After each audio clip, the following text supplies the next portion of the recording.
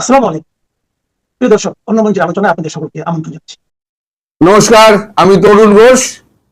বাংলাদেশের রাজনীতির আবহাওয়ায় কেমন একটা দিন বদলের সুর আসছে না? আপনাদের মনে হচ্ছে না?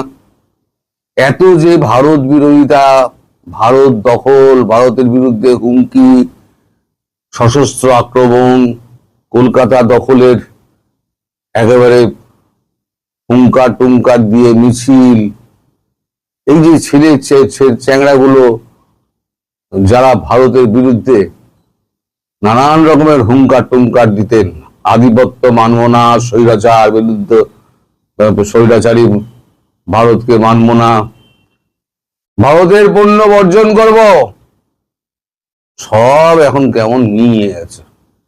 এখন ভারতের কৃপা পাওয়ার জন্য ছুটোছুটি লেগে গেছে দলমত নির্বিশেষে। কয়েকদিন আগে দেখা গেল যে আমার কাছে একটা ভিডিও এসেছিল, এআই কিনা আমি জানি না, ওই জন্য আমি মানে দেখাতে আপনাদের সাহস পাইনি। সেটা হচ্ছে, আপনারা ভালো জানবেন, ওই এনসিপির ছেলে চৌড়াগুলো আমাদের রাষ্ট্রদূতের সঙ্গে খুব হাসি মশকরা ঠাট্টা পাট্টা করে একেবারে সময় কাটাচ্ছিলেন। সে কি বন্ধুত্ব, গলায় গলায় বন্ধুত্ব। তো যাই হোক, এখন আমাদের রাষ্ট্রদূত একটা ইফতার পার্টি একটা দিয়েছিলেন, সেখানে নিমন্ত্রিত ছিলেন বিএনপি, জামাত। বিএনপি সব এসছিলেন, জামাতের লোকজন এসছিলেন। তারেক রহমান তার একটা অন্যত্র একটা ইফতার পার্টি অ্যাটেন্ড করে তার আসার কথা ছিল, তিনি বলেছিলেন 5 মিনিট দেরিতে পৌঁছাবো। উনি এসছিলেন। তা যথারীতি ইফতার পার্টি আমি শুনলাম সমগ্র অনুষ্ঠানটা মানে করতে যা সময় লাগে সেটা হচ্ছে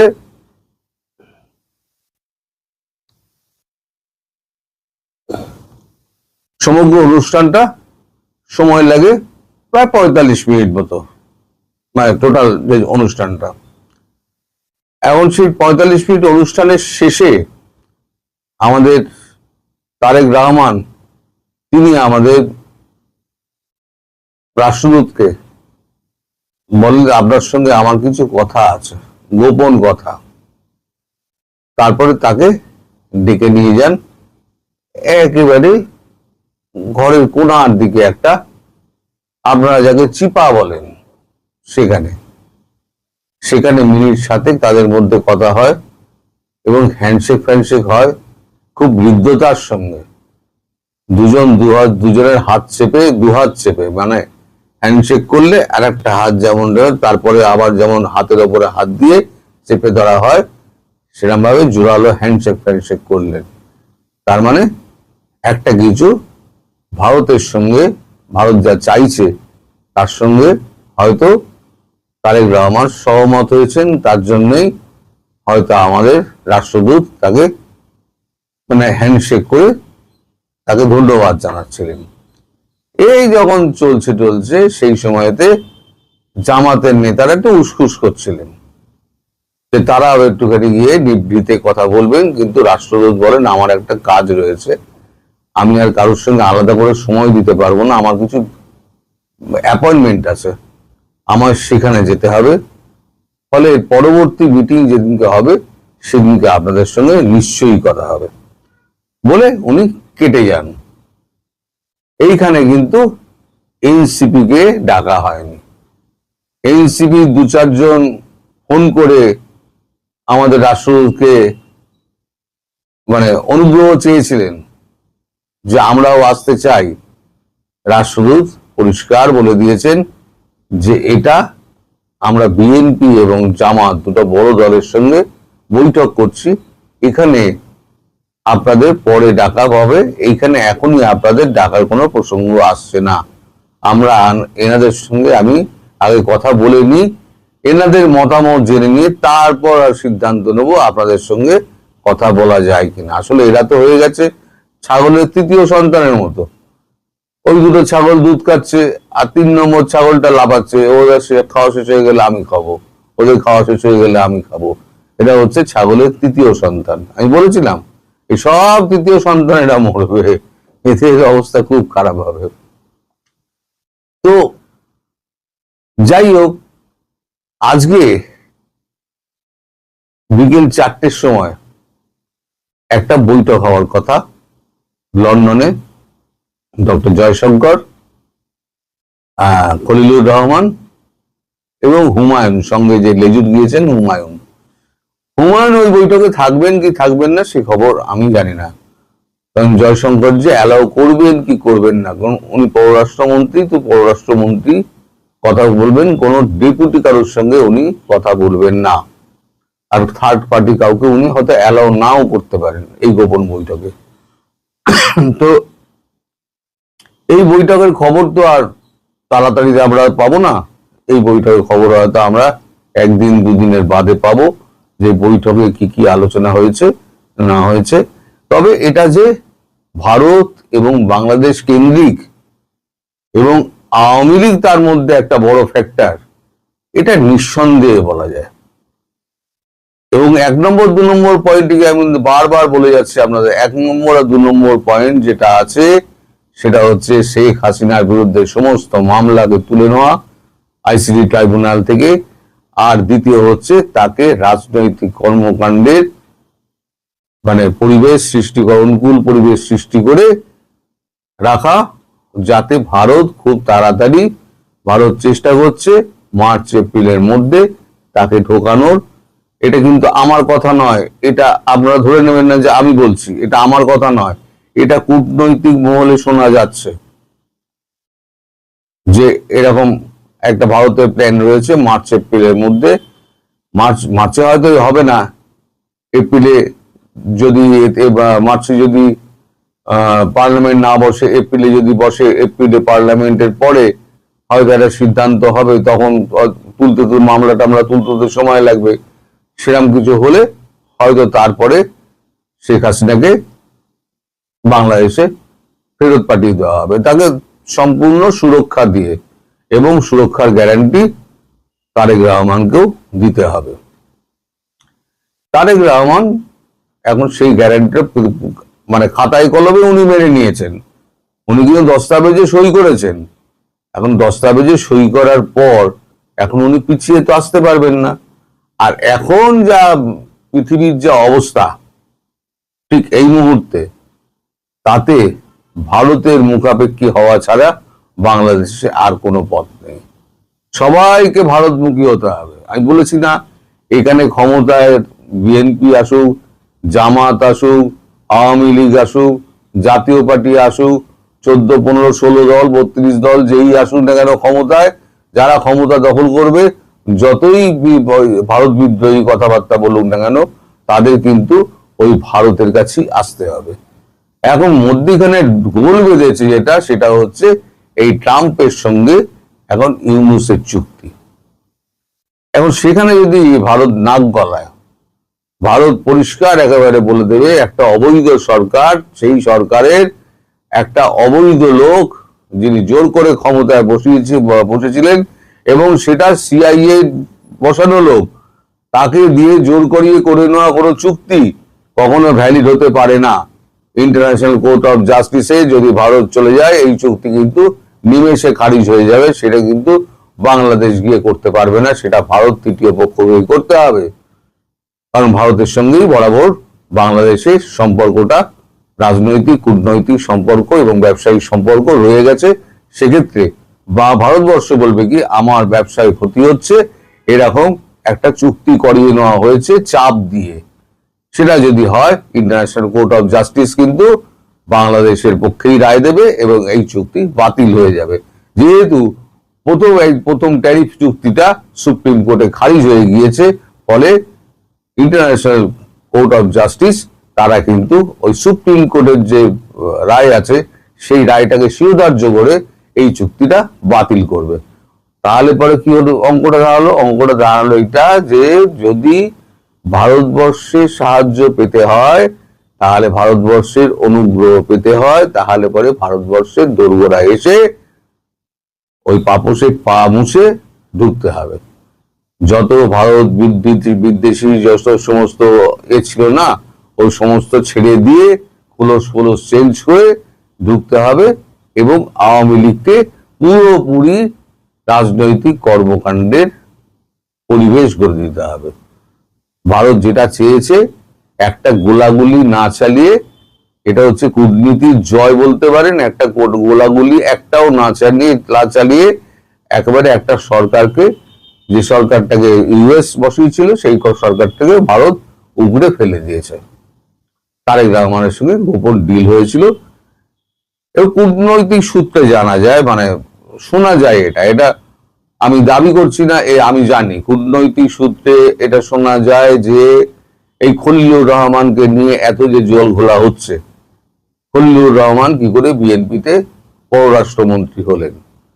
আসলে খলিলুর রহমান তিনি আমাদের অজিত দোভালের খুব প্রিয় পাত্র, খুবই প্রিয় পাত্র, এবং অজিত দোভাল এটা খোলা কণ্ঠে কিন্তু বলে থাকেন। এই কথাটা বিএনপির কোনোভাবে বিএনপির কাছে গিয়েছে নিশ্চিতভাবে, কারণ এই খেলার মধ্যে কিন্তু মানে খলিলুর রহমানের এই যে ওইখানে আপনার ভারতের সঙ্গে এই আমেরিকার সঙ্গে চুক্তি, ভারতের সঙ্গে সখ্যতা, সার্জিও গোরের সঙ্গে বৈঠক, তারপর পল কাপুরের সঙ্গে বৈঠক, যত যোগাযোগ সব কিন্তু ওই হচ্ছে খলিলুর রহমান। এই একমাত্র ব্যক্তি বিএনপির মধ্যে, বাংলাদেশের মধ্যে একমাত্র ব্যক্তি হচ্ছে খলিলুর রহমান, যিনি সমগ্র মানে একে ব্যক্তিকে এক কাট্টায় ধরে রেখে দিয়েছেন। এমনকি চায়না পর্যন্ত, রাশিয়ার লুটনিক পর্যন্ত সবাইকে কিন্তু একই সূত্রে উনি বেঁধে রেখে দিয়েছেন। লোকটা কিন্তু যার যাই বলুন, লোকটা কিন্তু অনেক কাজের প্রখর বুদ্ধি সম্পন্ন লোক।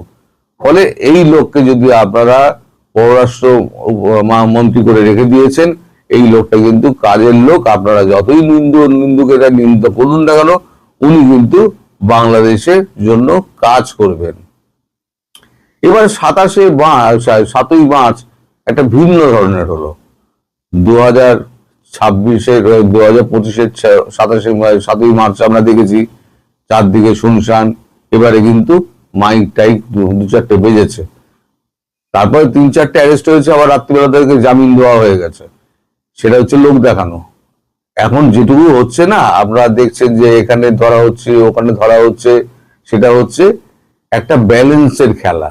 ওই ট্রাপিজের খেলা হয় না, এখন তারেক রহমান ট্রাপিজের ওপরে, দড়ির ওপরে হাঁটছেন। তিনি যদি এখন চূড়ান্ত ভারত বিরোধিতা করেন, তাহলে ভারত হাত ছেড়ে বেরিয়ে যাবে। আবার যদি ভারতের গুণগান গান, তাহলে দেশের পাবলিক ওনাকে ঝাড় দেবে।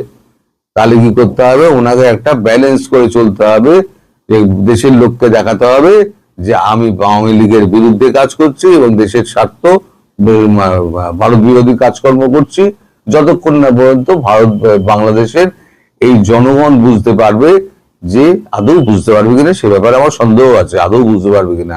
কারণ বুদ্ধি তো সব হাঁটুর গোড়ায়, বুদ্ধি তো নাই। পড়াশোনা না করলে বুদ্ধি আসবেই করে। তো যাই হোক, এখন যতদিন না পর্যন্ত এরা বুঝতে পারছে, ততদিন পর্যন্ত তারেক রহমানকে এইভাবেই চলতে হবে। আর খলিলুরকে যে পছন্দ করেন আমাদের অজিত দোভাল, সেটা কিন্তু কোনোভাবে বিএনপির কানে গেছিল। তার জন্যই বিএনপি অজিত দোভালের কথাটা মাথায় রেখেই ভারতবর্ষের সঙ্গে সম্পর্ক ঠিক রাখতে হবে, রেখেই এই জিনিসটি করেছেন। এছাড়া আমরা তো শেখ হাসিনা, তিনি তো অডিও যে বার্তা দিয়েছেন চাঙ্গা করার জন্য দেশের মানুষকে, তার আওয়ামী লীগের সমর্থক এবং দেশবাসীকে, এবং তিনি বলেছেন আমি খুব শীঘ্রই ফিরব। খুব প্রত্যয়ের সঙ্গে বলেছেন আমি খুব শীঘ্রই ফিরব। তাহলে এই যে তিনি খুব শীঘ্রই ফিরবেন, এই কথাটা তিনি নিজে বলছেন না, কারণ তিনি পারিপার্শ্বিক অবস্থা জানেন, এখন সারা বিশ্বের অবস্থা তিনি জানেন, সেখানে ভারতের অবস্থানও তিনি জানেন। এখন ভারত একটা এমন অবস্থানে বসে আছে, ভারতের হাতে সব চাবিকাঠি, সব দেশের চাবিকাঠি কিন্তু ভারতের হাতে। সে কিন্তু চীনের বলুন, আমেরিকার বলুন, ইসরায়েলের বলুন, ইরানের বলুন, সব চাবিকাঠি কিন্তু ভারতের কাছে। ভারত চুপচাপ বসে বসে এখন খেলা দেখছে, একটা কথা কিন্তু ভারত বলছে না। ফলে তিনি যেটা বলছেন সেটা সরকারের সঙ্গে আলোচনা করেই বলছেন এবং সরকারের সম্মতি নিয়েই বলছেন। তিনি পুরো ব্যাপারটা জানেন বলেই তিনি বলছেন। ফলে খুব শীঘ্রই শেখ হাসিনা হয়তো দেশে ফিরবেন, কিন্তু তারিখ আমি বলতে পারবো না। সেই ব্যাপারটা আমি যখন জানতে পারবো তখন নিশ্চিত ভাবে বলবো। একবার বোকা বনেছি 27শে মার্চ বলে, আর দ্বিতীয়বার বোকা বনবো না। একবার বোকা বনেছি, সেটা কিন্তু আমাদের প্রধানমন্ত্রীও বোকা বলেছিলেন ট্রাম্পের কারণে, আর প্রধানমন্ত্রীকে বিশ্বাস করে, মানে ভারতবর্ষকে বিশ্বাস করে আমিও বলে ফেলেছি, আমিও বোকা বনে গেছি, আপনাদের কাছে আমি বিশ্বাসঘাতক হয়ে গেছি। ফলে ওই বিশ্বাসঘাতকের কয়েকদিন আগে থেকে আমি বলছিলাম, বেশ কয়েকদিন আগে থেকে, বেশ কয়েকদিন আগে থেকে, যে পশ্চিমবঙ্গের ক্ষেত্রে সীমান্তবর্তী অঞ্চলে একটা বড় কিছু হতে যাচ্ছে। আপনারা সাক্ষী আছেন, বেশ কয়েকটা ভিডিওতে আমি বলেছি। এবার সেটা হয়তো আমার দাবিটা পূর্ণতা পেতে চলেছে। পূর্ণতা কিরকম? কিরণ রিজিজু, আমাদের কেন্দ্রীয় মন্ত্রী, তিনি একটা ছোট্ট একটা কথা বলেছেন, খুব ইঙ্গিতবাহী। সে কথাটা হচ্ছে 9 এবং 10 তারিখ আমাদের এই পশ্চিমবঙ্গের লোকসভায় সমস্ত দলকে ডেকে পাঠানো হয়েছে। ডেকে পাঠানো হয়েছে, তার অর্থ হচ্ছে বড় কিছু একটা ঘোষণা হতে চলেছে। নিলে সমস্ত দলকে ডাকা হতো না, আমায় যেমন কোনো বড় সিদ্ধান্ত নেওয়ার আগে সমস্ত দলকে ডাকা হয়। এবার সেখানে বিরোধীও থাকে, সেখানে সরকার পক্ষও থাকে, ভোটাভুটি হয়। যদি সবার সহমতের ভিত্তিতে পাশ হয়ে যায় তাহলেও হয়ে যায়, যদি সহমতের ভিত্তিতে যদি পাশ হয়ে যায় তার রাজ্যসভায় যাওয়ার আর কোনো ব্যাপারই নেই। যদি সহমতের ভিত্তিতে না হয় তার রাজ্যসভায় আবার বিল যাবে, সেক্ষেত্রে একটু দেরি হয়। এখন দুটো জিনিসের মধ্যে হয়েছে। কলকাতা, ওয়েস্ট বেঙ্গলের রাজ্যপাল তিনি পরিবর্তন হয়েছেন, বিহারের রাজ্যপাল তিনি পরিবর্তন হয়েছেন। বিহারের রাজ্যপাল হয়েছেন একজন প্রাক্তন সেনাপ্রধান, এবং কলকাতার রাজ্যপাল যিনি হয়েছেন তিনি হচ্ছেন আমাদের এনএসএ ডক্টর অজিত দোভালের জুনিয়র, ডান হাত, স্পাই মাস্টার, তিনি হয়েছেন রাজ্যপাল। হঠাৎ এরা দুজন রাজ্যপাল যোগ হলো কেন? এইবার যেটা শোনা যাচ্ছে সেটা হচ্ছে, এই যে আপনাদের দেশে যে নির্বাচন হলো না, নির্বাচন হওয়ার পর আপনার এখন তো শান্তি এখনো বজায় আসেনি। এখন তো নানান রকম সমস্ত মিছিল মিটিং এ সমস্ত হচ্ছে। জামায়াত ইসলামী তারাও তো মিছিল করছে, তারাও বলছে যে ইলেকশন রিগড হয়েছে। আরে ভাই, রিগড ইলেকশন কি করে হবে? তোমাদেরই তো সমস্ত লোকজন তো সমস্ত কি বলে মেশিনারিতে, গভর্নমেন্ট মেশিনারিতে বসেছিল, তাহলে রিগড হওয়ার তো কোনো প্রশ্ন নেই। ফলে আমাদের এখানে একটা ব্যবস্থা নেওয়া হচ্ছে। ব্যবস্থাটা কি? ব্যবস্থা হচ্ছে, এদিকে আপনার দেখুন, পূর্ণিয়া থেকে চিকেন নেকের ওপর থেকে আরম্ভ করে, চিকেন নেকের ওপর থেকে ম্যাপটা কেটে নিয়েছি, বড় করে নাম দেখাতে পারলে হতো না। চিকেন নেকের ওপর থেকে এই পূর্ণিয়া হয়ে কলকাতা পর্যন্ত এই যে লম্বা দাগ দেখছেন, এই অঞ্চলটা পুরো ইউনিয়ন টেরিটরি করে দেওয়া হবে। ইউনিয়ন টেরিটরি বোঝেন তো, সবটাই হচ্ছে কেন্দ্রের আন্ডারে। যেমন পন্ডিচেরি আছে আমাদের ইউনিয়ন টেরিটরি, ওরকম গোয়া, দমন, দিউ ইউনিয়ন টেরিটরি কেন্দ্রের আন্ডারে। এই অঞ্চলটা ইউনিয়ন টেরিটরি কেন্দ্রের আন্ডারে। কারণ এই যে আপনাদের এই যে সীমানার ওপারে এই যে বাংলাদেশের অঞ্চলে, এই অঞ্চলটা সম্পূর্ণ এই যে 22টা সিট আছে, এই 22টা সিট জিতেছে কিন্তু আপনাদের জামায়াত ইসলামী। তাদের এই ভেতরের দিকের অংশের এই এই এই অঞ্চলটা, এইখানটায় পুরো লম্বা যে 20টা অংশ রয়েছে, এখানে 22টা বোধহয় সিট আছে, সব কটা জামায়াত ইসলামী জিতেছে। ফলে এই অঞ্চলটা খুব একটা স্পর্শকাতর হয়ে আছে। এছাড়া এই যে কিষানগঞ্জ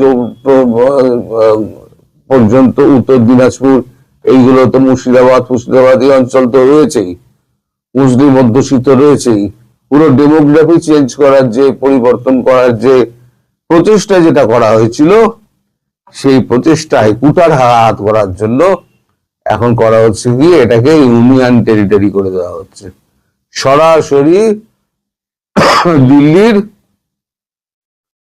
হাতে ব্যাটন থাকবে, মানে দিল্লি পুলিশ, দিল্লি সেনা, পুলিশ আর থাকবে না বর্ডারে। এবার সরাসরি ওই অঞ্চলটা ইউনিয়ন টেরিটরিতে যেমন সেনাবাহিনী থাকে, ইউনিয়ন টেরিটরিতে সম্পূর্ণ সেনাবাহিনীর দখলে থাকবে এবং সেনাবাহিনী 24 ঘন্টা ইউনিয়ন টেরিটরি যেমন পন্ডিচেরি পাহারা দেয়, ওই রকম গোয়া, দমন, দিউ যেরকম পাহারা দেয়, তেমন আমাদের এখানে ওদিকে সীমাঞ্চল বলে একটা অংশ করা হয়েছে। সীমাঞ্চলটা হচ্ছে আপনার বিহার, পূর্ণিয়া ওই অঞ্চল। ওইটাকে বাদ দিয়ে তার এই পাশ থেকে পুরো একদম উত্তর দিনাজপুর, শিলিগুড়ি করিডোর থেকে উত্তর দিনাজপুর হয়ে একদম সোজা এসে একেবারে কলকাতা অব্দি যতটা রাস্তা আছে, সীমান্ত আছে, সেই সীমান্তবর্তী অঞ্চলগুলো নিয়ে ইউনিয়ন টেরিটরি হয়ে যাবে। তাহলে কি হবে? তাহলে তো ভোট সময় মতো হবে না। ভোট যদি সময় মতো না হয়, তাহলে পরে ভোট যদি পিছোয়, তাহলে পরে তো মার্চে যদি, এপ্রিল মেতে যদি ভোট না হয়, তাহলে পিছিয়ে যায়। তাহলে কি হবে? পশ্চিমবঙ্গের ভোট বা অন্যান্য অঞ্চলে যেগুলো ভোট রয়েছে রাজ্যগুলোতে, সেগুলো প্রেসিডেন্ট রুল জারি করা হয়ে যাবে। আর প্রেসিডেন্ট রুল জারি হয়ে গেলে এই কাজটা করতে আরো সুবিধা হবে। তারপরই ভোট হবে। এখানে সম্পূর্ণ অন্য সিস্টেমে তখন ভোট হবে। তখন আর ওই এমপি এমএলএ হ্যান ত্যান ধরে আর কি কার্ড ফার্ড তৈরি করে এপারে এসে বসবাস করার আর কোনো উপায় থাকবে না। আর যারা এখানে এখন ইউনিয়ন টেরিটরির মধ্যে পড়ে যাবেন, যারা এখন ওখানে রয়েছেন অথচ অবৈধ, তাদের কপালে কিন্তু অশেষ দুর্গতি ইউনিয়ন টেরিটরি হওয়ার আগেই হয়ে গেলে। ফলে বাংলাদেশি যারা আছে আমাদের ভারতবর্ষে, এখনো অনুপ্রবেশ করে এখনো চুপি রয়েছেন ওই বর্ডার অঞ্চল এরিয়াতে, তাদের পক্ষে কিন্তু একটা খুব বড় দুঃসংবাদ আসতে চলেছে 9-10 তারিখের পরে। 9-10 তারিখ এই বৈঠকটা হয়ে যাক, আপনারা সব খবর পেয়ে যাবেন, খবরের কাগজে বেরিয়ে যাবে 9-10 তারিখে বৈঠকটা হচ্ছে। আমি 7 তারিখে খবরটা 3 দিন আগে আপনাদের জানিয়ে দিলাম। এইটা হচ্ছে আসল কথা, যে ইউনিয়ন টেরিটরি হচ্ছে ওয়েস্ট বেঙ্গল পোর্টের পাশে একদম এই অঞ্চল দিয়ে শিলিগুড়ি থেকে একেবারে কলকাতার নিচ অব্দি ইউনিয়ন টেরিটরি হচ্ছে। সুতরাং এখন আর আমাদের এই যে ডেমোগ্রাফিক চেঞ্জের যে চেষ্টাটা, সেই চেষ্টাটা আমাদের আর নতুন করে ভয় পাওয়ার কিছু নেই। এই নতুন তথ্যটা আপনারা জানাতে এলাম। সবাই ভালো থাকবেন, সুস্থ থাকবেন, সাবধানে থাকবেন। নমস্কার।